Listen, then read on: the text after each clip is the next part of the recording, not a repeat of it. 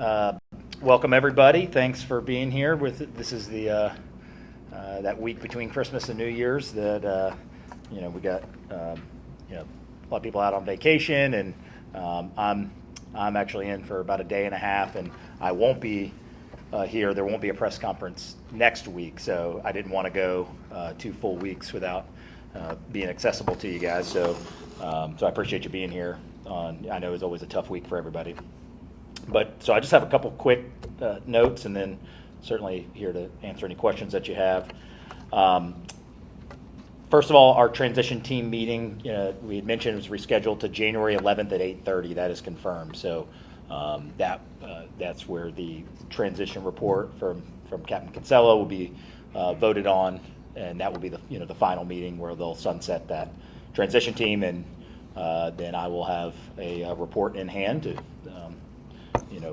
read. I'll have plenty of reading to do that week, and be able to start taking some action on some of those recommendations. We had that Shoot to Cubes public art unveiling that was scheduled for December. That has moved to January 12th at 4 p.m. That unveiling ceremony. So that's Thursday, Jan 12 at 4 at Admiral Mason Park. And so that is our new date that you can let everybody know. And then also we got 2 more dates for the holidays for free parking. That will be New Year's Eve and New Year's Day. Same thing we did for Christmas. So if you can spread the word, or any residents out there that are planning on coming downtown for New Year's Eve or New Year's Day, all of the blue lots will be free. Can't speak for the red lots are privately owned. The blue lots are the city parking spaces. Those will be free on New Year's Eve and New Year's Day. We also will be closed Monday at City Hall. So your trash this week, if it picks up on Wednesday, it's going on Thursday because of the holidays. That will be the same next week. So January 2nd is a holiday for our New Year's Day holiday for City Hall. So same thing. You will be 1 day delayed on your normal sanitation schedule. So just be aware of that. And then the last note that I've got is my first town hall since being sworn in will be at District 7 with Council President Delarian Wiggins on Thursday, January 26th at 5:30. And that will be at Sanders Beach at 913 South I Street. And of course, we'll stream it live as we always do. But that is our first town hall on the books, so for 2023. So that's about it on just our week-to-week notes. Just certainly open it up for any questions. Yeah, John. Hey, good morning, Mayor. Good morning. I got my Florida Power and Light bill in the email this morning. Mm-hmm. It reminded me to ask you about the franchise negotiations. I realize you're just getting Mm-hmm. into this, but do you have any message for the community going forward here with the franchise discussions? I would say there's no new news. We have not had any since being sworn in. I've had no conversations with anyone at FPL about a new franchise agreement. As you said, there's a lot of moving parts into getting acclimated here.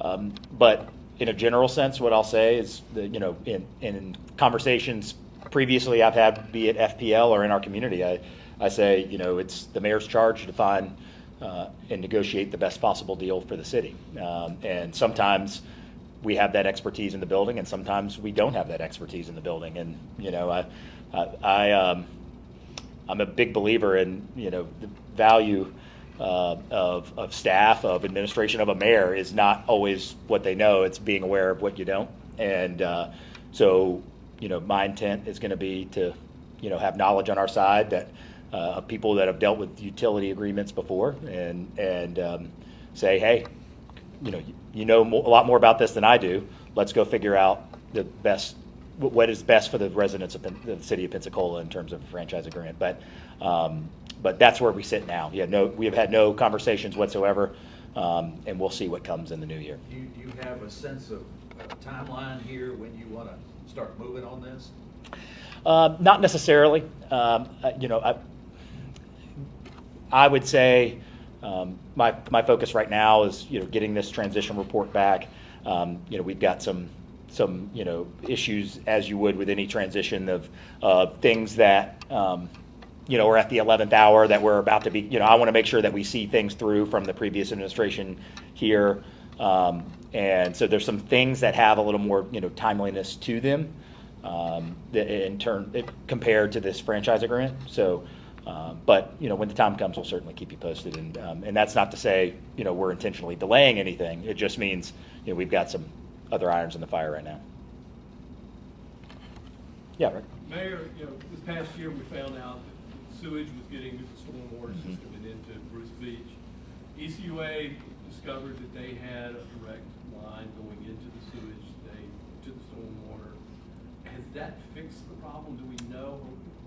Have we done any follow-up to figure out where are we with Bruce Beach and the state of Pensacola? Yeah, so there's two parts of that conversation. One, I have met with ECUA and I've had this conversation. I obviously can't speak to their data scientifically, but I will say in the conversation that we had, they feel very confident that what was found at Spring and Garden was a significant contributor to that. You'd have to, ask them in terms of I don't want to speak again to what they found because I have not seen, those results. But that conversation has taken place, and I would say they have intimated to the city of Pensacola that they feel very confident in that being, a part that is significant. That being said, be it wastewater, be it stormwater, what we know is we've got, issues in the city of Pensacola. If you look in the Sanders Beach area, where stormwater is, able to go run right into, and you wonder, why it's difficult to keep that water clean. There's other issues that we are addressing through potential grant funding. We have put in for some stormwater projects to happen with NERDA grant deadline was the 22nd, David, I believe. And we have put in for those grants. That was a priority for us getting in to make sure that those got in, and hopefully in other parts of our bay that helps positively affect water quality as well. But as far as the wastewater and what happened at Spring and Garden, that's the last conversation we've had with ECUA. Is there any continued work being done to test if we still have fecal matter? Again, I'll say that is what I've been told. That in terms of ECUA, that testing continues. Y'all are totally dependent on ECUA doing this. The city's not going to do anything? I wouldn't say that we wouldn't do anything. I think, given the recency of what's happened at Spring and Garden, they know that we are expecting to be apprised of what's going on. So I would say at this juncture, given the fact that that's their repair and that they are testing it and their obligation, I think we're relying on that. If we ever felt at some point that was not going to be sufficient long term, I would never say that we don't play an active role in that. So we assume that they're still testing. I obviously haven't checked with them today or anything, but as of last conversation, I would have to guess and say I met with Bruce maybe 3-4 weeks ago, I would say. So I'd have to look at my calendar, but that was the last conversation that I had. Yeah.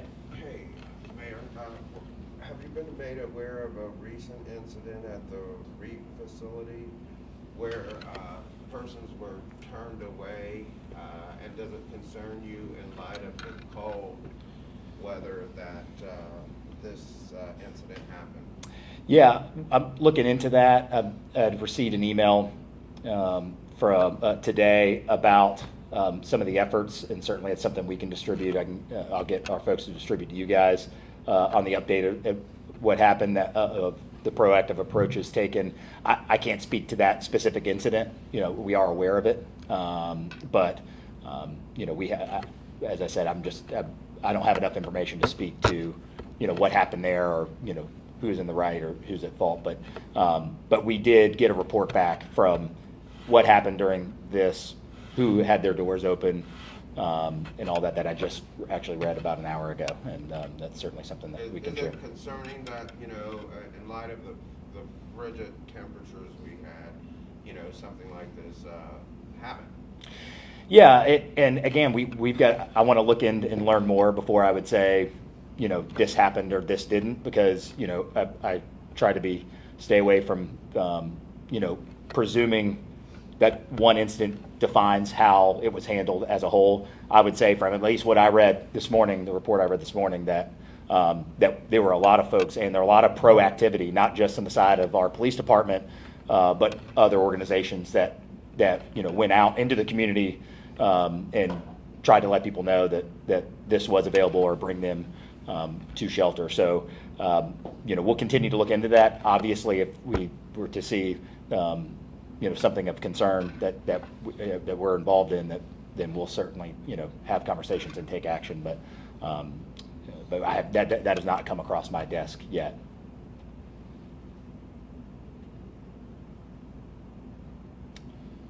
Yeah. Here, one last thing, on the subject of the cold weather. Uh-huh. Have you gotten a report from your airport team about the effects of the national air travel issues this week at PNS? What are you hearing from Matt and those guys? Yeah, so I was just on a call with them this morning. Yes, what I'd say first with the cold weather, from an infrastructure standpoint, the city came out relatively unscathed.